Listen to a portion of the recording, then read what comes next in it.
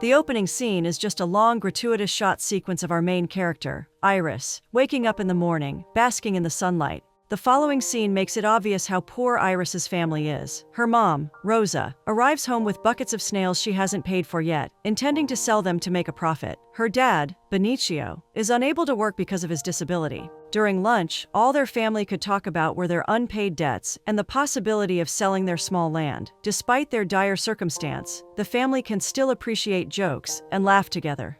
Later, Joaquin, a rich man driving by, abruptly stops because of a flat tire caused by a nail on the road. Benicio hears the tire pop and mistakes it for gunfire, so he heads out to check the source of the noise, revolver in hand. When Benicio discovers that it's just a man with a flat tire, he takes advantage of the situation by offering to fix his tire. And so, Joaquin removes the tire and brings it to Benicio's workshop. Rosa and Iris see the man and whisper amongst themselves, talking about how handsome he is. While fixing the tire, Benicio starts yapping about his backstory, telling Joaquin how he got into an accident that broke his foot. Not wanting to listen to Mr. Yapper, Joaquin walks around the vicinity. This leads him to an area where he sees Iris bathing. For plot reasons, she didn't fully close the binder, and now Joaquin has an unrestricted view. They even make eye contact at one point, while Iris is heading inside. After getting his tire fixed, Joaquin gives Benicio a generous sum of money. All the while, he can't help but stare at Iris, who is also looking at him fondly. After he leaves, Benicio celebrates with his family, revealing that he's the one who placed the nail on the road. It looks like Joaquin got hustled. The next day at the market, Iris's friend Sienna brags about losing her virginity to a man named Robert. In a flashback, we see Sienna sneaking into Robert's room. They briefly talk about gambling, which is clearly just a poorly disguised ad placement. Anyway, the next few minutes consist of a steamy hot scene that's too risky to show on YouTube. After the flashback, Sienna urges Iris to lose her virginity as well, suggesting she sleep with a fellow vendor named Jimbo. However, Iris doesn't want to do it with just anyone. Even when Jimbo flirts with her then and there, she doesn't flirt back. She talks about her encounter with Joaquin the other day, mentioning how she thinks he is handsome and rich. Later that night, Iris's family is having dinner, and her mom is ranting as usual about how she hates being poor. All of a sudden, Joaquin arrives, which comes as a surprise to everyone. Rosa is excited to find out what brought him there, so she sends her daughters away and urges Joaquin to tell them why he's there. After handing over a small gift, he sits down and gets to the point. Joaquin is there to offer them a deal.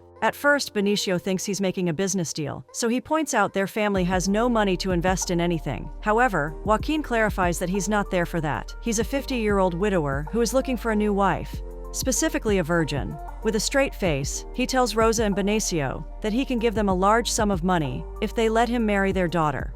Rosa seems excited by the prospect of selling her daughter, and only Benicio expresses anger and shock. Naturally, no good father would want to sell his daughter away to a man he barely knows, even for 5 million pesos, which is around 85,000 US dollars. Meanwhile, Rosa is blinded by the offer. Only money is running through her mind.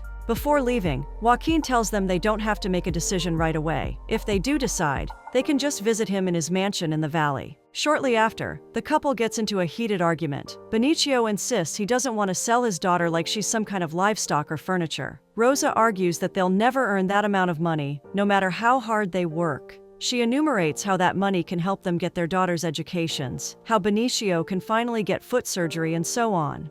In the middle of the argument, Iris walks out of her room, declaring that she wants to be married to Joaquin, stating that she'll eventually get married, so she might as well marry a rich man. Just like her mom, Iris is on the Sigma grind set. Rosa quickly asks Iris if she's still a virgin, just to be sure they are keeping up with their end of the deal, and Iris assures her mom that she is. The next morning, Iris and her family arrive at Joaquin's estate, amazed by how big his place is. The rich man welcomes and invites them to have breakfast with him. While eating, Benicio brings up the offer Joaquin made last night, mentioning how the family agrees with his terms. Of course, Joaquin is glad to hear that, so he brings them inside and asks them to wait while he goes upstairs to grab the cash. While grabbing the money, Joaquin comes across an old portrait of him and his late wife. He can't help but feel a little emotional while looking at it. When he gets back to the family, Joaquin gives them a contract that states he'll pay half of the 5 million cash once they sign the contract. Then, the rest of the money will be given to them after the wedding. When Joaquin brings up that Iris must be a virgin, she suddenly speaks up, saying that she wants her family to receive 10 million instead. This surprises Joaquin, but he changes the terms of the contract to accommodate her request. He even returns upstairs to grab another 2.5 million pesos. When Joaquin drives the family back home, Benicio asks him how his wife passed away. Joaquin tells them it was termination. He shares how he lost focus in his career after that incident, resulting in the loss of his medical license. He eventually got back on track after becoming an entrepreneur. That night, Joaquin drinks coffee with a satisfied smile, perhaps thinking that despite spending a ton of money, he'll find happiness with a new girl. The next day, Sienna goes to Iris's home and looks for Iris. Rosa tells her that Iris has gone out already, believing that her daughter is meeting up with Sienna. Realizing where Iris might have gone, Sienna thanks Rosa and takes her leave. In the next scene, we find out that Iris is with Jimbo. He takes her to the cemetery and starts to get freaky with her. While this is happening, there's also an unnecessary threesome scene involving Sienna that's not really relevant to the plot. Anyway, before things can escalate further, Iris revokes her consent, revealing that she's about to be married soon, so they should stop seeing each other. Unfortunately, Jimbo isn't happy with this news. He stops Iris from leaving and defiles her, taking her virginity. Later at Iris's home, Rosa and Benicio talk about how lucky they are to have a smart daughter like Iris. They then talk about how to spend their money, agreeing that they should get a prosthetic foot for Benicio and a new tricycle while they're at it. Iris arrives home and greets her parents, trying her best to stay calm after the horrible thing that just happened. Her mom joins her in her room, telling her to stop meeting up with Jimbo and to stay in their house until her wedding day. As soon as her mom leaves, Iris breaks down crying and continues to cry even in the bathroom. Fast forward to the wedding night. The 50-year-old Joaquin marries the 18-year-old Iris, and the only people attending are Iris's family. Everyone is smiling, as if this is the most normal wedding in the world. Well, I guess one can't help but smile after they just got lifted out of poverty. After the ceremony, everyone gathers for a feast. Rosa reminds Joaquin to take care of her daughter because it will be the first time she is separated from them. The rich man heads upstairs to grab the rest of the money he owes to the family and hands it over to them. After this, Rosa and Benicio, together with their other daughter, start heading home, excited to spend their newly acquired riches.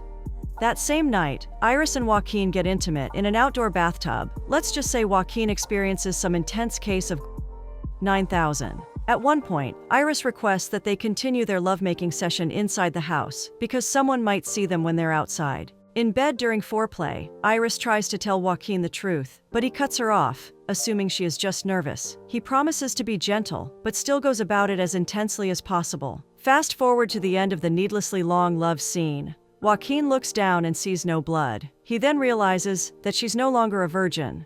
Joaquin sits on the edge of the bed and starts crying, and he continues crying as he steps out of the room. Is virginity really such a big deal for him? Or perhaps he finally realizes how much money he wasted to relive an outdated fantasy. At 2 a.m. in the morning, Joaquin drowns his sorrow with alcohol and nicotine. Meanwhile, Iris goes downstairs and tries opening the doors, wanting to get out. However, all exits are locked. She ends up lying down on the cold floor, crying her eyes out. Later, while she's asleep, Joaquin picks her up and lays her on the couch. Perhaps he still cares about her, but not enough to allow her to sleep on their bed. The next morning, Joaquin wakes Iris up and invites her for breakfast, but at the table, they are sitting at opposite ends. She wants to leave and go back to her parents, but Joaquin points out she can no longer leave. After all, it's part of the agreement they signed. Meanwhile, Rosa and Benicio arrive back at their home having both groceries and 2 electric fans. They're excited about finally being able to sleep in a cooler environment. Later, Sienna arrives at the house and asks where Iris is. Iris's sister tells Sienna all the details regarding Iris's twisted marriage, save for the amount they received. That night, Joaquin approaches Iris, who is still sleeping on the couch. He initiates a spicy encounter again, but this time he only indulges in his own desires, treating Iris as more of a than a wife. At the same time, Iris's family is dining outside, unaware of what's happening to their daughter. Rosa suggests visiting their daughter, but Benicio doesn't recommend it, stating that Iris has her own life now, so they should let her be. Remember, he was the one who didn't want to sell their daughter away, and now he doesn't even want to visit her.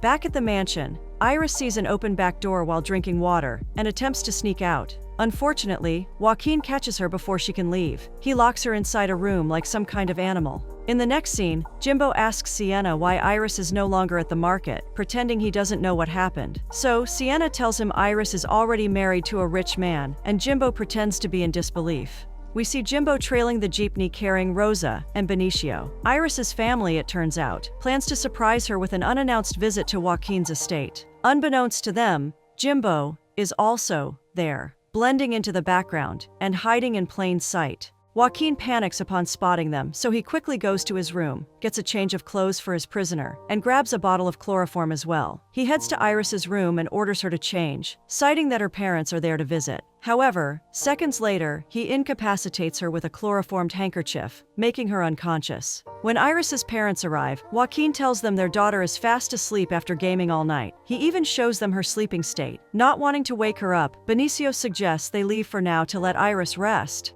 For a moment, Rosa senses that something might be amiss, but uncertainty clouds her thoughts.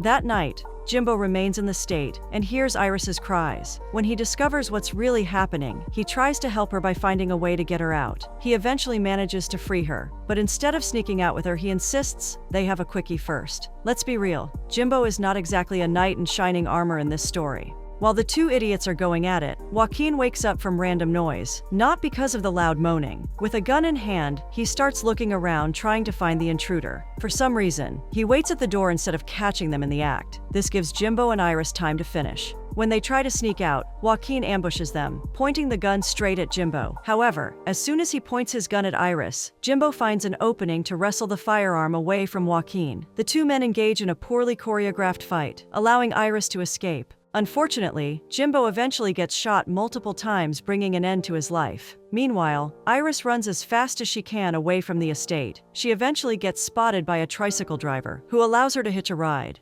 After dressing his wound, Joaquin drives his car in pursuit of his escaped wife. Iris eventually finds her way back home, crying, telling her parents everything that transpired. Seconds later, Joaquin arrives, gun in hand, demanding to see Iris. When Benicio tries to block him from entering, Joaquin rams through the door, sending the old man falling down. Joaquin assaults the parents and forcefully drags Iris out of the house. He forces Iris to get in his car and begins to drive off. However, before he can get far, Benicio unleashes his inner Hawkeye, firing 3 shots at the car tires. Somehow this causes Joaquin to lose control, making the vehicle crash to the side. Rosa and Benicio check the car and see their daughter still alive. The same can't be said for Joaquin Diddy. Fast forward months later, Iris and her mother find out that Iris will be inheriting all of Joaquin's assets, because she's the wife after all. By the way, they are consulting with the same lawyer who officiated the wedding, Joaquin's friend. Rosa can't believe how much wealth and property will be passed on to her daughter. The movie ends with a van busting a tire in front of their house, similar to how Joaquin's vehicle stopped at the start of the movie. Will another rich man step out of this vehicle again? Who knows?